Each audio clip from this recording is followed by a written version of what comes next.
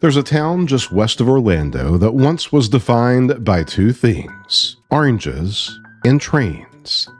And for decades, those two forces shaped everything: who lived here, how they worked, what they built, and how they imagined their future. But then the freezes came. The groves died, the trains went quiet.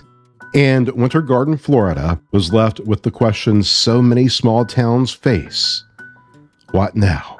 On today's episode, we're going to walk these streets.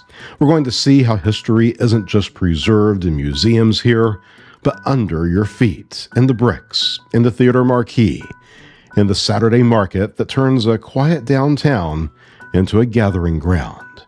And then we'll keep going into Oakland, smaller, more quiet, a place that shows us a very different version of Florida's story.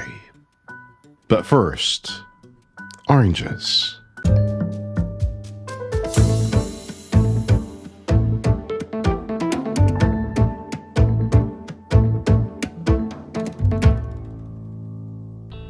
Citrus was king. That's the line you'll read in almost every Florida history book. But in Winter Garden, it wasn't a slogan. It was life. By the 1920s, this was one of the busiest citrus shipping points in the state. Groves stretched toward Lake Apopka, and everything funneled to the train depots downtown. The Atlantic Coast Line Depot, built in 1923, was the town's heartbeat. Across town, the Tavares and Gulf Railroad carried freight and smaller loads, connecting farm to market. Those depots, still around. They don't serve trains anymore, but they serve memory. One houses the Winter Garden Heritage Museum with citrus crate labels, maps, even the hand tools of early growers. The other houses the Central Florida Railroad Museum, where lanterns once lit night runs out of town. This was the foundation: agriculture and railroads, a fragile equation, and when the hard freezes of the 1980s wiped out the groves, the math no longer worked. That's where the story turns.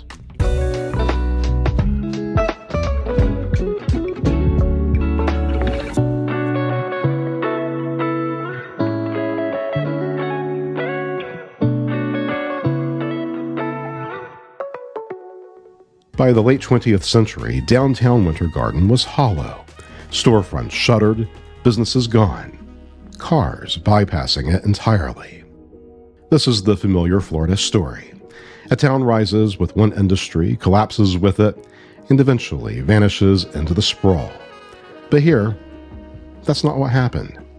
Preservationists pushed for saving the historic district.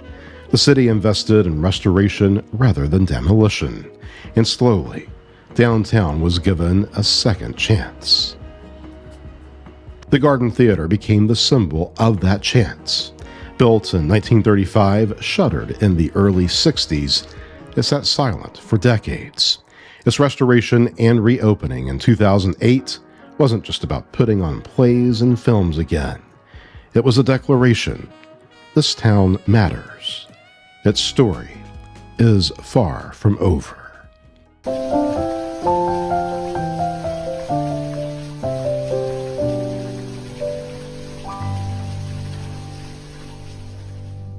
Winter Garden's revival wasn't only about buildings.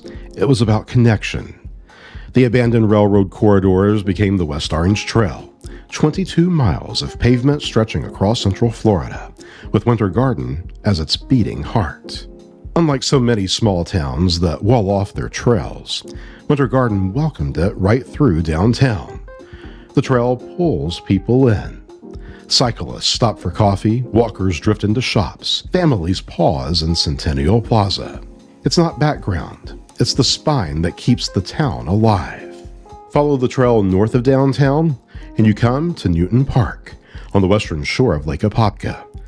The park offers a fishing pier, boat ramp, and sweeping views across a lake that once defined this region. In the mid-20th century, Lake Apopka was legendary for bass fishing, drawing tourists from across the country. Later, the lake became a symbol of environmental decline, polluted by decades of agricultural runoff. But Newton Park keeps that history visible, both the memory of its glory days and the ongoing story of restoration. On a quiet afternoon, standing on the pier, you can look across the water and understand just how much this lake shaped Winter Garden's identity. Head west on the trail from there, and you cross into Oakland. You might say Oakland is the more shy counterpart. Barely 3,000 residents, streets shaded by massive oaks, houses that look like they've stood through every cycle of Florida's booms and busts. The West Orange Trail runs straight through it, carrying people under the canopy. Oakland hasn't mirrored Winter Garden's bustle. It's held steady, smaller, less hurried. But there are places here that invite you to pause. Oakley's Trailside Treats sits right on the trail. Ice cream, snacks, hot dogs, a stop made for cyclists and walkers who need a break.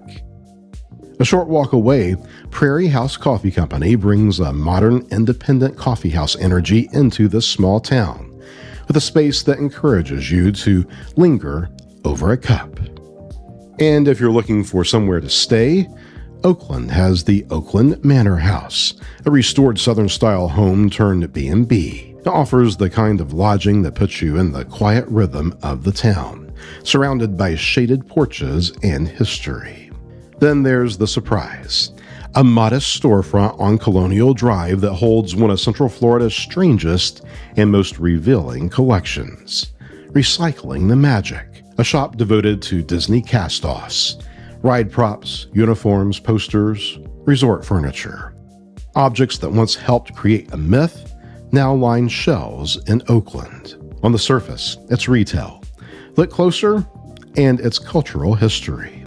Winter Garden preserves its story in museums and plazas. Oakland, in its quiet way, preserves a piece of Florida's most powerful cultural export through what Disney leaves behind.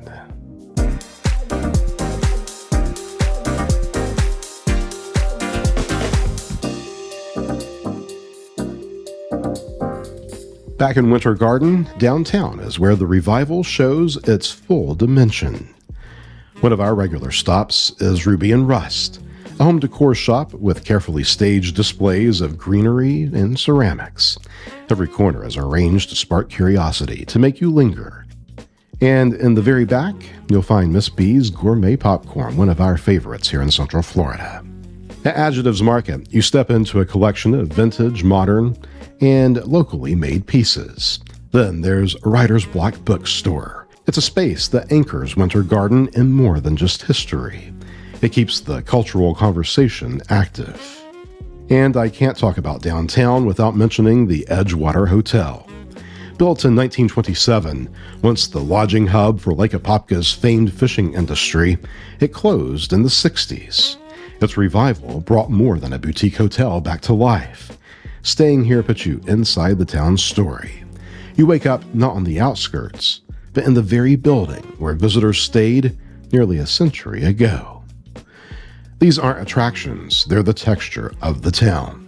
They prove that Winter Garden's revival isn't about staging a version of itself for visitors. It's about maintaining a place where discovery happens naturally, block by block, door by door.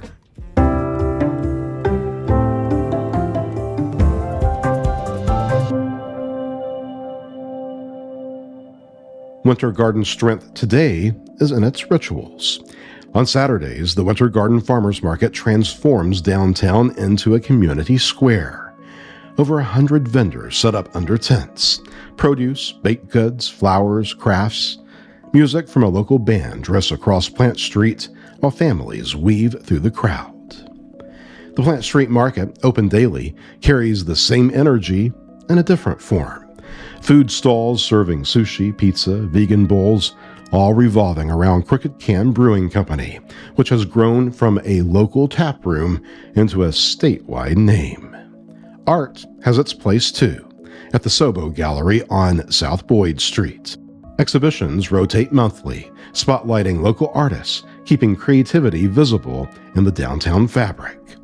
And then there's Centennial Plaza, At its fountain, decorated with mosaic reproductions of citrus crate labels, the town's past sits literally in the center of public life.